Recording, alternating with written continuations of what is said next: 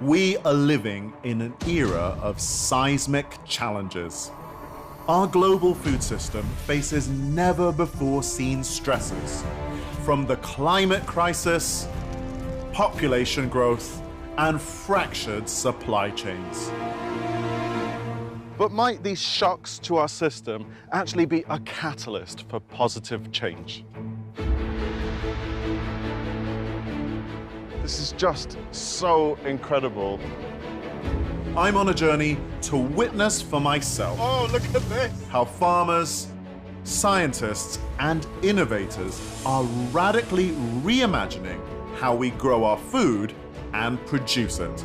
I feel like I'm in a space station and super perfect lettuce has just magically appeared from the heavens.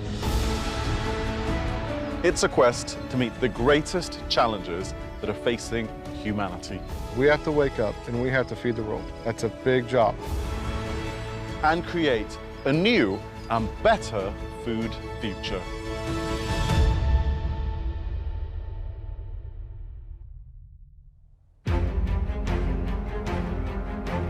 This episode, you are what your food eats. If we pay more attention to what we feed our food, from the fertility in our soil. What we're trying to do is break apart more what's already in our soil instead of constantly adding more to the soil. To the nutrients in our plants. Within a week, the farmers saw increase in terms of milk. Can we transform the quality of what ends up on our plates? The higher the organic matter, the higher the nutrient density, the better it is then for the end consumer. We all know the adage, you are what you eat. How healthy eating and nutritious food results in us being healthy, well-nourished humans. But maintaining the nutrient quality of our food throughout a complex food supply chain is far from a straightforward task. So many farmers and scientists have begun to look at the very start of the chain to see if we improve what and how we feed our food, whether we can make healthier, more nutrient-rich ingredients that can in turn give us the nourishment we need.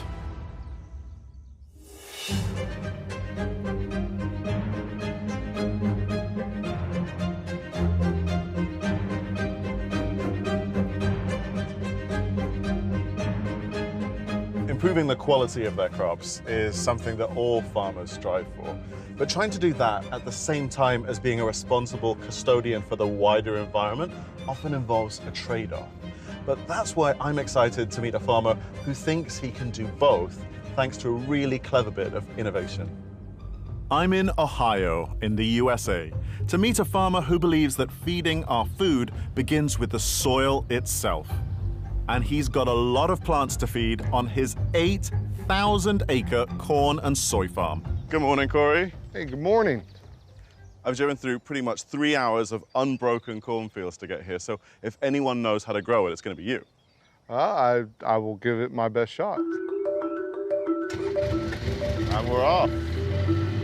Good, healthy soil contains billions of microorganisms, including things like bacteria and fungi, which can play a vital role in the nourishment of plants. But we now know that some forms of intensive farming can degrade soil quality and kill these helpful organisms. So what we're really trying to focus on is soil health.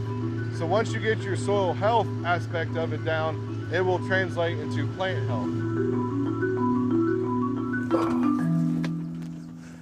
So conventionally, a lot of modern agriculture, at least in decades past, treated the soil almost just like a substrate.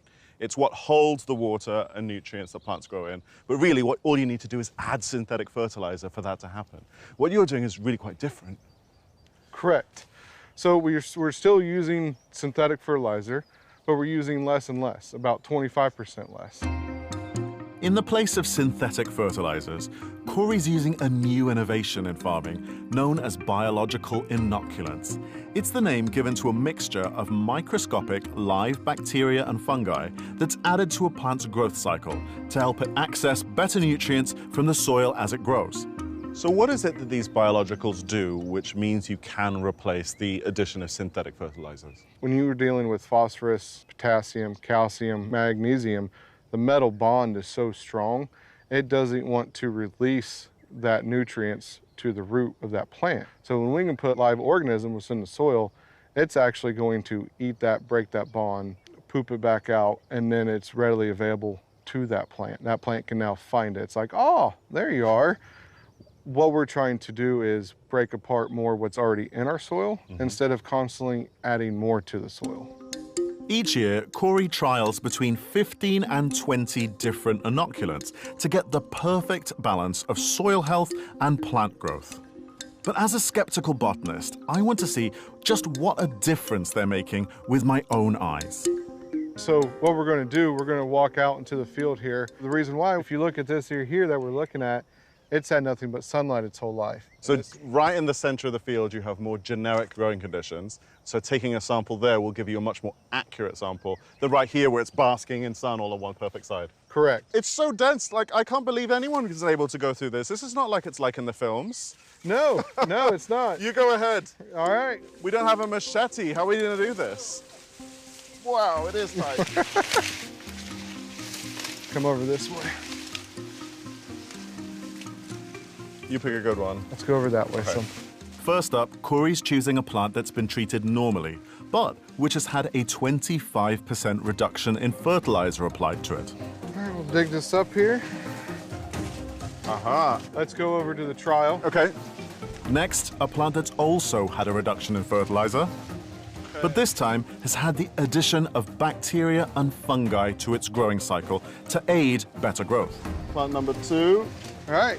Right. I think we're ready to go out and take a look at it now. Yeah. Whew. Now, what are we comparing? What parameters would you use to compare good versus bad growing corn plants? First thing I noticed Yeah. right off the bat is this is a healthier corn plant. Yes. It's got a darker green. It's got more chlorophyll moving through it. Now we can look at the root size difference. You can see by the size of this root mass, it has a large area to go find food. And then, so now we're going to look at the ear placement. You can see where mine picked an entire node higher to place the ear. So that tells me that this plant was happier when it was doing ear selection. And look at the ear size on that as well. Let's look and see. Okay. You can just pull it off there. Okay. Now we'll shuck it and see what we have. So if you look at the husk cover, Okay. see how mine is still green? Yes. And yours is brown? Yes. Yours is already starting to give up. Mine's going to stay alive longer to build more starches, which adds heavier test weight, adds better quality grain. Yeah, so you can even see, not only is yours much bigger, it's filled in right to the edge, whereas mine, they get progressively smaller right to the tip here. So that shows your plant was not able to handle stress Yes. as well as the plant that I was carrying. I feel very disappointed that this is mine now. Putting my disappointment aside, I'm keen to find out just how these beneficial microorganisms get into the ground in the first place. John, I hear this is all the magic happens. I guess you could say that. What have we got here? Oh, we've got a tote full of soybeans here. Oh, wow, this is enormous. And this goes all the way down to the ground. Absolutely it does. These are completely untreated. This is just the same as what came out of the combine when we harvested last fall. So this is basically the secret sauce. This is how you take your raw ingredient of a whole bunch of untreated seeds and then you apply the inoculant, you apply life to them. Correct. To make sure each future corn plant has access to these helpful microbes, Corey and his team are applying them directly to each and every seed. James, you want to go ahead and pull that door open? Okay, we'll see. Get up there and do your job before you get fired. Shut the door. I know. Right, okay. Oh, wow. Once 40 acres of seeds are in place, a powder form of microscopic mycorrhiza are added to a water solution. Here we go. We're going to pull this. See the spray started? Oh, now I'm going to pull it. car wash. I'm going to start it for the seed. It's spraying on both sides of this machine at the same time so that we're getting even coating. Yeah, it's incredibly simple. It's almost like you've just got a spray gun and then they're dropping seeds on top of it. The mist that's going on is incredibly fine in a really, really thin layer, and it's dealing with a phenomenal amount of seeds. Absolutely. And in the blink of an eye, tens of thousands of seeds are coated in a mixture of live bacteria and fungi. Oh, look at that. So you can see a very subtle pink fleck, so just so you can differentiate. That's right. Enormous. How long did that take? We can treat a box from start to finish in about 5 minutes. So now this is all inoculated, what happens next? This will go into a seed tender, and it'll load into the planter, and it'll go in the ground. So 40 acres, you know, as far as the eye can see, really, in one application. Absolutely. Around the world, farmers are using varied techniques to improve soil health, from adding biological inputs like inoculants or biostimulants, composts and biochars, to improving crop rotations, growing cover crops, and adding animal manure. All of which should mean that our plants are better fed and lead to greater yields and better nourishment for us as the ultimate consumer. We have to wake up and we have to feed the world. That's a big job. And I guess this is how you do it. Look at that. And this is how you do it.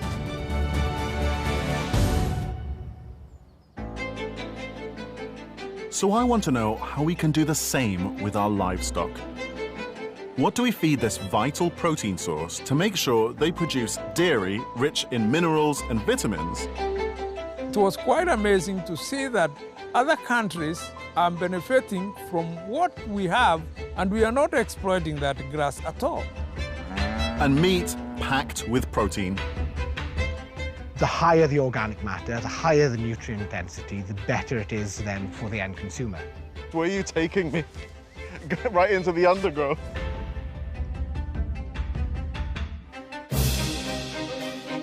We know that eating good quality, healthy food makes for fit and healthy people. But growing food that's rich in the nutrients we need means feeding the food well too. So I want to find out how farmers and scientists are meeting the challenges of producing quality as well as quantity. Having discovered that our soil holds the key to getting the best out of our plants, I want to know how we can get the best out of our livestock.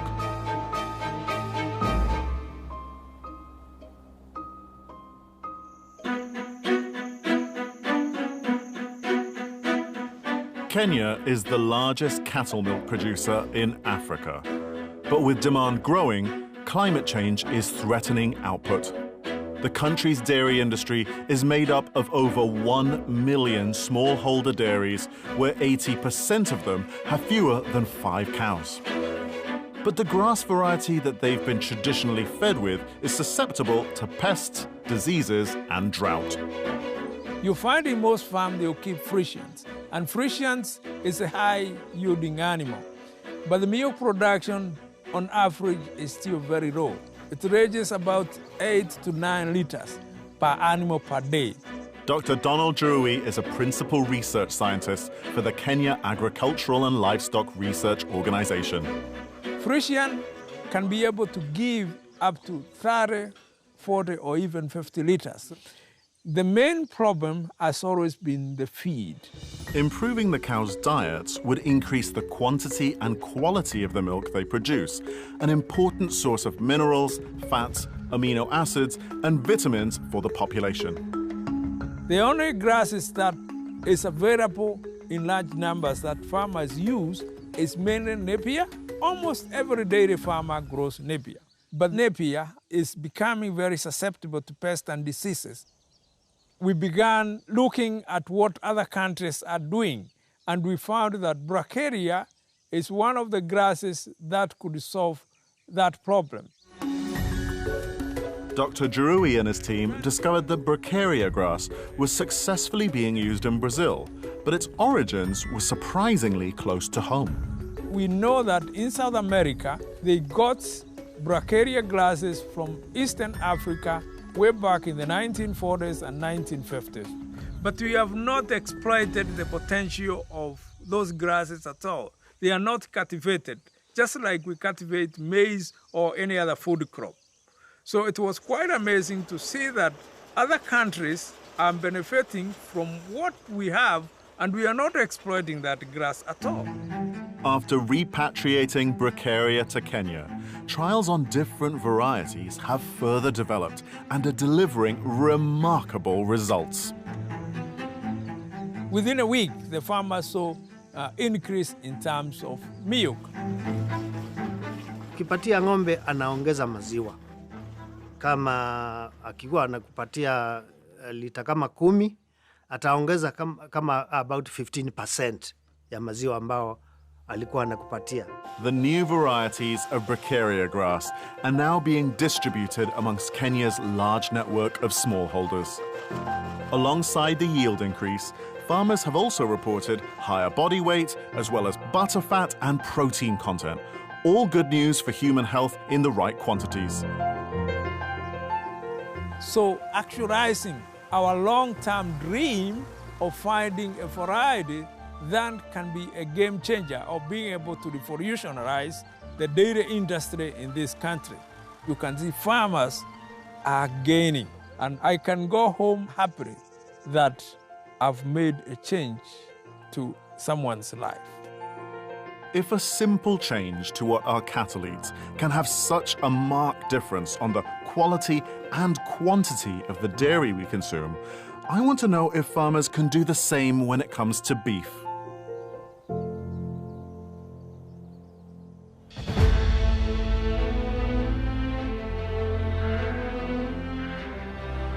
I've travelled to Cornwall in the UK, where a young farmer believes that to get the best quality beef for his cattle requires rethinking how he farms them. Afternoon, Reese. How's it going? Not too bad. Reese Morris and his family have been farming their 200-acre cattle farm for a little over 3 years.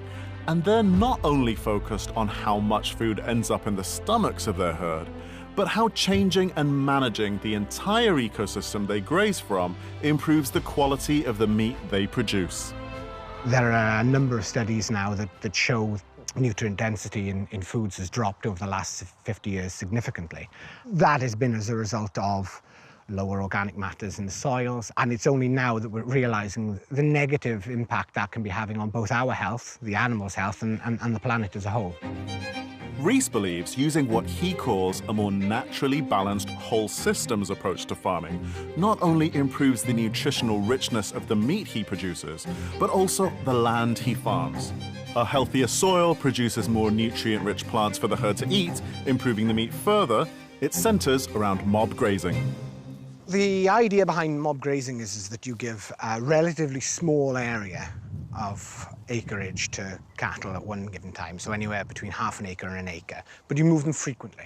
Okay. So they constantly got food in front of them, and they've constantly got the ability to graze, but you're not forcing them to overgraze. So by moving the cows in here, you're essentially mimicking migratory patterns of large herbivores that would come into an area, graze it for a period of time, but then move on. They wouldn't stay there permanently. So they will naturally, in nature, naturally mob grazes. Yes. So what we're just trying to do here is make sure that you don't force the cattle to go back onto ground that they've already dirty. So it has huge health benefits. And you can actually really see, like, all the makeup of this field is really, really different. So is this intentionally sown mix of species here what you call a herbal ley? That's exactly what they call it, is a herbal ley.